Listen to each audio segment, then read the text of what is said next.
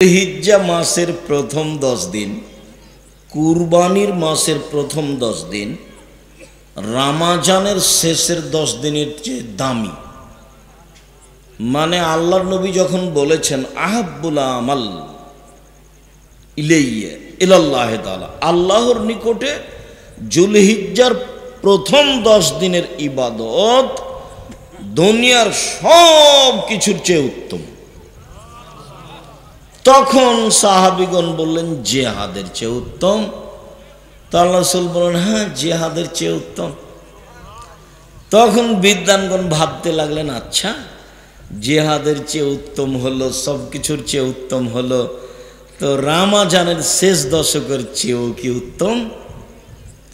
রমজানের শেষ দশক তো আল্লাহ রাসূল একবারে প্রস্তুতি, কম খাও, কম ঘুমাও, কম কথা বলো, ব্যবসা বাণিজ্য কমাও, তাসবিহ তাহলিল জিকির আজকার, সারা রাত জেগে থাকো, 8 রাকাত তারাবি পড়ো, দীর্ঘ কিরাত করো, দীর্ঘ সিজদা করো, দীর্ঘ রুকু করো, ঘন্টা ঘন্টা কান্নাকাটি করো, ইবাদত করো, খুব সব সময় জেগে থাকো।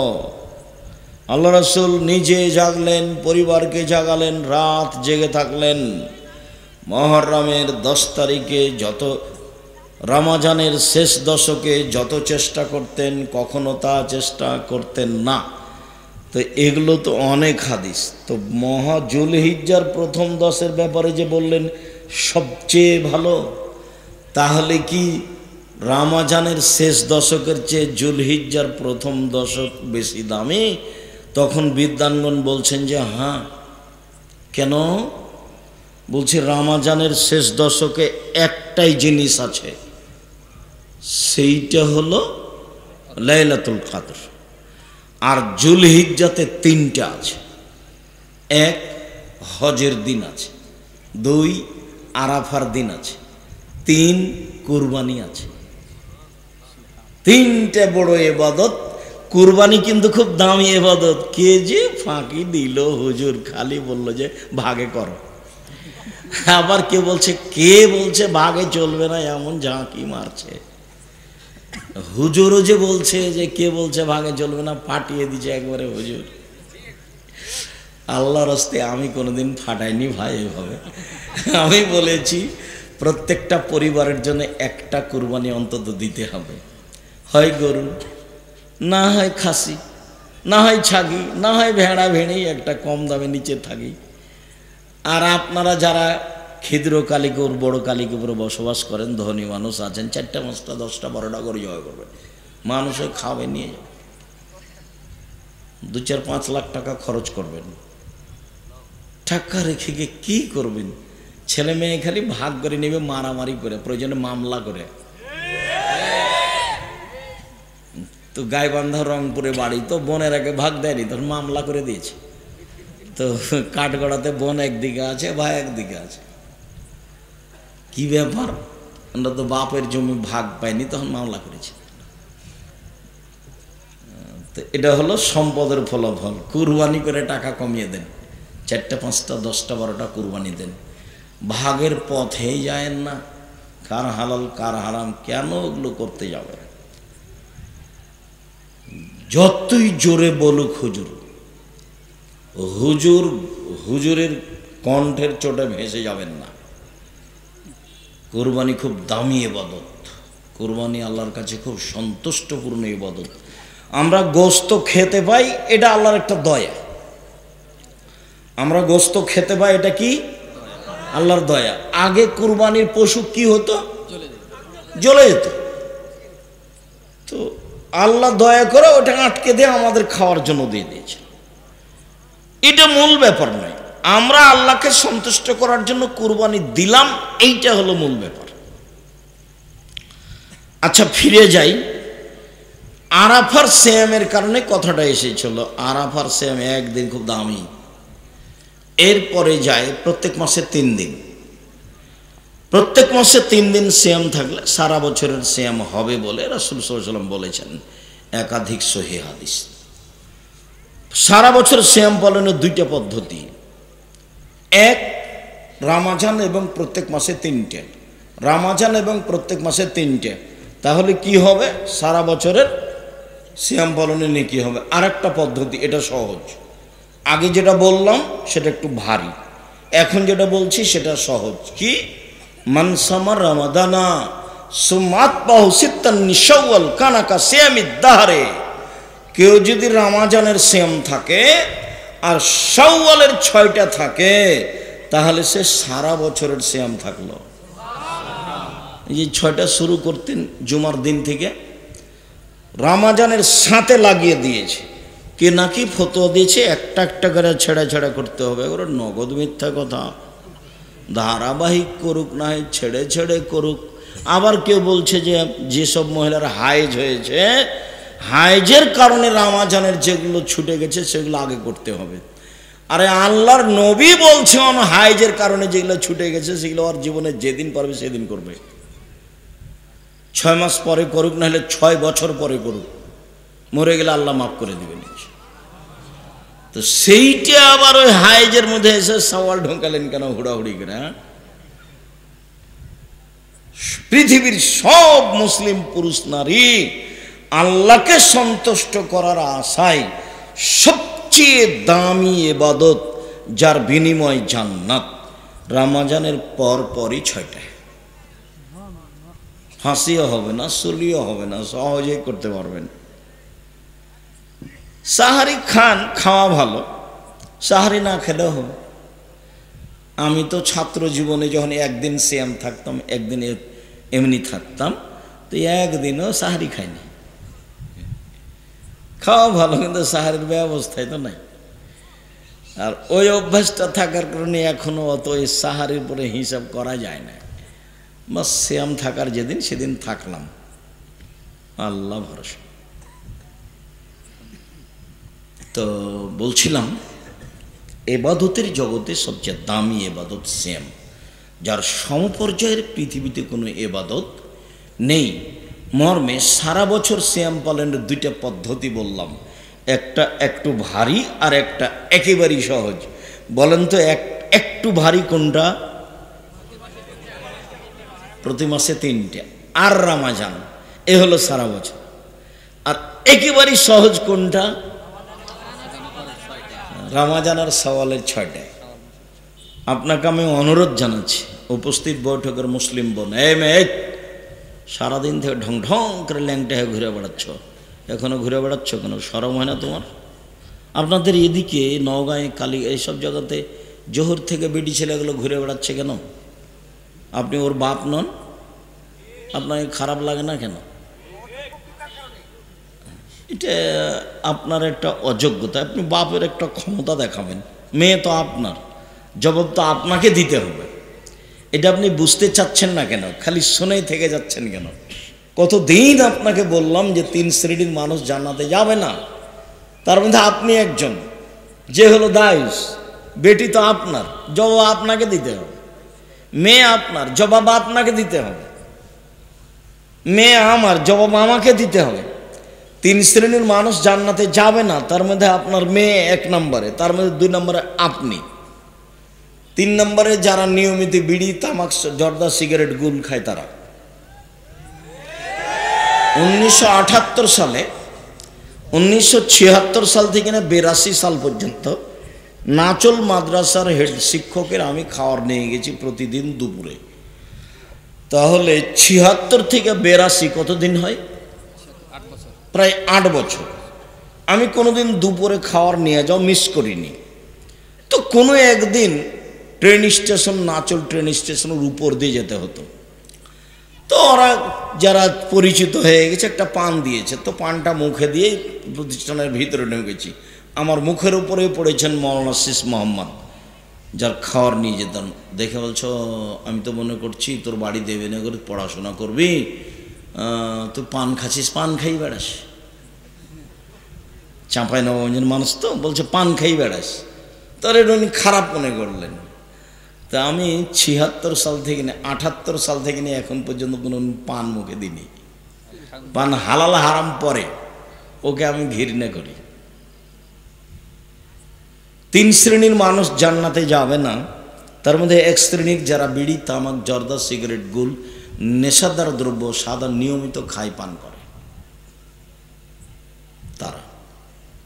তো তিন শ্রেণীর মানুষের মধ্যে আপনি পড়লেন দুই দিক দিয়ে, বিড়ি তামাকের দিক দিয়ে এক, আর বেটির দিক দিয়ে দুই।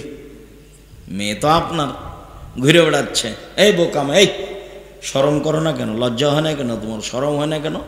ক্লাস 10-এ পড়ো তুমি, 2 বছর থেকে তোমার হায়েজ হয়, তোমার মা জানে, তুমি জানো, 4 বছর থেকে, তোমার লজ্জা হয় না কেন? তুমি তো একটা বড় মেয়ে, বিবাহ দিলে তোমার একটা বাচ্চা হতো, 2টা বাচ্চা হতো, তুমি একটু শরম করো না কেন?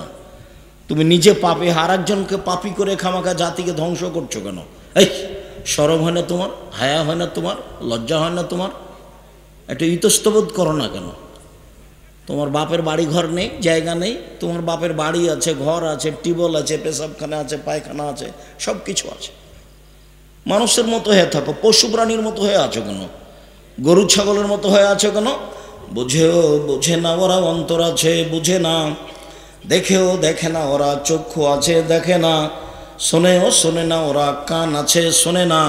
ওলাইকা কালানাম, তারা পশু প্রাণীর মতো, তারা গরু ছাগলের মতো, তারা কুকুর শ্রীগালের মতো, বালুমাজাল বরং তার চেয়ে খারাপ। যারা বুঝলে বুঝবে কিন্তু বুঝতে চায় না, যারা শুনলে ভালোভাবে শুনতে পারবে কিন্তু শুনতে চায় না, এই মানুষগুলিকে আল্লাহ বলছেন গরু ছাগল কুকুর শ্রীগালের মতো। তবে আল্লাহ কুকুর শ্রীগাল বলেননি, বলেছেন যে কুকুর শ্রীগালের মতো। কেন?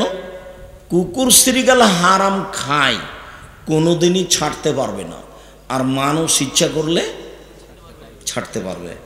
এই জন্য আল্লাহ বলেননি যে ও কুকুর শ্রীগাল, ওকে বলেছেন যে ও কুকুর শ্রীগালের মতো। আবার বলছেন যে বালুমাজাল বরং তার চেয়ে খারাপ, মানে এটা তার দুর্বল সাইড উল্লেখ করা হলো। কেন তুমি বুঝবে না? উপস্থিত বৈঠকের মুসলিম বোন, মেয়ে তো আপনার, আপনি তার মা, আপনি শক্ত হবেন। আপনার চোখের সামনে সে এভাবে হাঁটে কি করে? আপনি তার মা, আপনি তাকে দুধ খাইয়েছেন, আপনি তাকে প্রসব করেছেন, আপনি তাকে লালন পালন করেছেন, আপনার চোখের সামনে এভাবে ঢং করে বেড়ায় কি করে? আপনি মা হিসাবে জিম্মেদারি পালন করবেন না? মা তো ওই বহুদিন বলেছি, মা হলে 4টে জিনিস লাগে। ওটুকু বলে আমার এই অংশ ছেড়ে তাড়াতাড়ি চলে যাব, কথা শেষ করব তাড়াতাড়ি।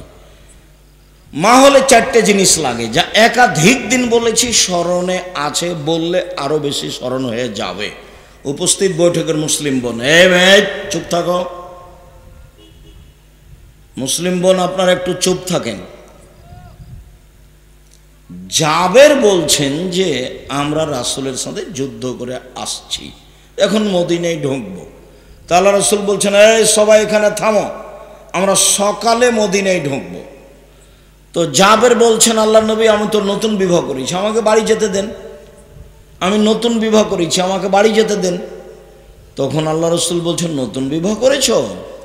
কুমারী মেয়ে বিবাহ করেছ না তালাক প্রাপ্ত মেয়ে বিবাহ করেছ? তা আল্লাহ নবী আমি তালাক প্রাপ্ত মেয়ে বিবাহ করেছি। কেন কুমারী মেয়ে বিবাহ করলে না? কেন অবিবাহিতা মেয়ে কেন বিবাহ করলে না? তুমি তার সাথে খেলতেও, তোমার সাথে খেলতো। আল্লাহ রাসূল এগুলো বললেন। তখন জাবের বলছেন, আল্লাহ নবী শোনেন, আমার আব্বা উহুদের যুদ্ধে শহীদ হয়েছেন 9 জন মেয়ে রেখে, আমার 9 জন বোন আছে। ফাআকরাহু আন উযাব্বিজা মিসলাহুন্না, আমার বোনদের সমবয়সের কম বয়সের মেয়েকে বিবাহ করা আমি পছন্দ করিনি, 4টা কারণে। আল্লাহ নবী শোনেন, আমি কেন তালাক প্রাপ্ত মেয়ে বিবাহ করলাম সেটা আমি একটু বলি। হ্যাঁ বলো। আমার আব্বা উহুদের যুদ্ধে শহীদ হয়েছেন কয়টা মেয়ে রেখে? 9টে। আমার 9 জন বোন আছে, আমার বোনদের সমবয়সের কম বয়সের মেয়েকে আমি বিবাহ করা পছন্দ করিনি, 4টা কারণে। 1, লিতুআল্লিমাহুন্না, আমার স্ত্রী যেন আমার বোনদেরকে বিদ্যা শিখাতে পারে। মানে 4 বছর বয়সের বাচ্চাকে বিদ্যা মা শিখাবে, 5 বছর বাচ্চাকে মা বিদ্যা শিখাবে। মানে সারা বাংলাদেশ জুড়ে 100% ছেলে মেয়েকে, মুসলিম ছেলে মেয়েকে কোরআন শিখাতেই হবে, আকীদা শিখাতেই হবে, সারা দেশ জুড়ে মক্তব চালু করতেই হবে যে কোনো মূল্যে, এর বিকল্প কোনো পথ নেই। কথা শেষ হয়নি, মধ্যখানে একটু কথা। আমি বাসা থেকে বের হয়ে মসজিদে যাই, ডাঙ্গিপাড়ায়, রাজশাহীতে। তো গাড়ির গায়ে লেখা আছে আদ-দাওয়া ইলাল্লাহ। কোনোদিন দেখিনি, হঠাৎ করে দেখছি গাড়ির গায়ে লেখা আছে আদ-দাওয়া ইলাল্লাহ। তো কয়দিন আসি যাই, কয়দিন আসি যাই, আমি এখনো বুঝতে পারি না। আমি একদিন বাসায়, গাড়ির গায়ে লেখা আছে আদ-দাওয়া ইলাল্লাহ, এটা কি? তখন আমাকে বলছে, আব্বু আপনাকে তো আমি 30-32 বছর যাবৎ দাওয়াত দিতে দেখলাম, আর আমিও পৃথিবীর বিভিন্ন দেশ ঘুরলাম, তাতে আমি দেখলাম যে ইহুদি খ্রিস্টান বিদ্যার বুদ্ধি বেচে খায়। ইহুদি খ্রিস্টান কি বেচে খায়? বিদ্যার বুদ্ধি বেচে খায়। তাই তো পদ্মা সেতুতে ওরা হলো ইঞ্জিনিয়ার আর আমরা হলাম কামলা। ওরা হলো ইঞ্জিনিয়ার আর আমরা হলাম কামলা। তো ওরা যে কৌশল করে বিদ্যার বুদ্ধি বেচে খায়, ওদের হাত থেকে বাঁচতে হলে সূচনায় যায় আগে। অন্তত আকীদা কি জিনিস এটা বুঝি, ওকে ঘৃণা করতে শিখি, আর জিনিসপাতিকে ঘৃণা করতে শিখি। আর আমি আমারটা পড়তে শিখি কোরআন মাজিদ। আমাকে কোরআন মাজিদ পড়তে শিখতেই হবে, আর আমাকে আকীদা দিয়ে তাকে জানতেই হবে। এই জন্য আমি পৃথিবীর বিভিন্ন দেশ ঘুরে বই পুস্তক লিখে সিলেবাস তৈরি করেছি, এবং সারা বাংলাদেশের প্রত্যেকটা গ্রামে গ্রামে যাব ইনশাল্লাহ।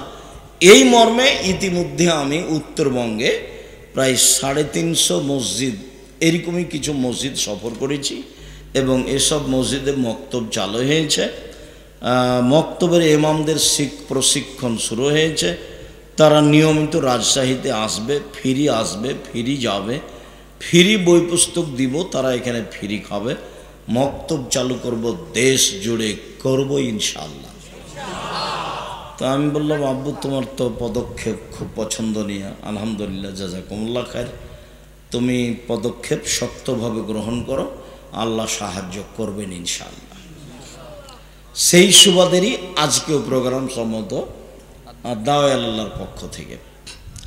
যেহেতু আদ-দাওয়া ইলাল্লাহর পক্ষ থেকে আমিও একসাথ দিয়ে একমত হয়ে আমি তাদের আদ-দাওয়া ইলাল্লাহর প্রত্যেকটা কাজে আমি পরামর্শ দিতে বা তাদেরকে সহযোগিতা করতে বা তাদের সাথ দিতে আমি প্রস্তুত আছি ইনশাআল্লাহ। তার মধ্যে প্রোগ্রাম 1 নম্বর। এই মর্মে তারা জামিয়া সালাফিয়া থেকে থাকা খাওয়ার সুবিধা নেই, যে টাকা আপনাদের। ইমামদের যাওয়া আসার সুবিধা নেই, যে টাকা আপনাদের। জামিয়া সালাফিয়াতে সেসব লোক ইমামেরা যায় সারা দেশ থেকে, সেখানে যে খরচ আছে, আমাদের ওখানে টাকার নাই, তাকে টাকশাল নাই, আমরা টাকা বানাই না। মানুষে আপনারা 10 টাকা 20 টাকা দেন, সেই টাকাই এই টাকা। তো যার কারণে প্রোগ্রামগুলি আমি শক্তভাবে করতে বলেছি। আমি আদ-দাওয়া ইলাল্লাহর প্রোগ্রামেই যাব মর্মে আজকে আমি বলছি। আমি জানি না ছেলেরা প্রস্তুত আছে কি না। সব ছেলেগুলিকে আমি সামনে আসতে বলছি। আপনাদের কাছে ছেলেরা যদি আসে তো আপনি 10 টাকা হলেও দিবেন, ফেরত দিবেন না সামনে। আর ইনশাআল্লাহ আল ইয়াদুল উলিয়া খায়রুম মিন ইয়াদিস সুফলা, দেওয়া হাতটা ভালো নেওয়া হাতের চেয়ে। আল্লাহ রাসূল বলছেন, বুখারী মুসলিমের হাদিস, দেওয়া হাত ভালো নেওয়া হাতের চেয়ে। সব সময় দেওয়া হাতে থাকবেন। তোমরা আদ-দাওয়া ইলাল্লাহর ছেলেরা আছো তো সবাই যাও, ভিতরে যাও। আপনাদের সামনে যাবে 2-1 মিনিট 2-4 মিনিট। আমি কথার মধ্যে আছি, যেটা কথা বলতে চেয়েছি সেটা বলবো। আমি একটা কথার মধ্যে আছি। 4টা কারণে আমি কম বয়সের মেয়েকে বিবাহ করিনি। তো ছেলেরা যখন সামনে আসবে তখন আপনাকে আমি বলি না যে এখনই 10,000 টাকা দিতে হবে। আপনাকে আমি বলি যে আপনি নিজেকে বঞ্চিত রাখবেন না। 10 টাকা হোক, 500 টাকা হোক, 50 টাকা হোক,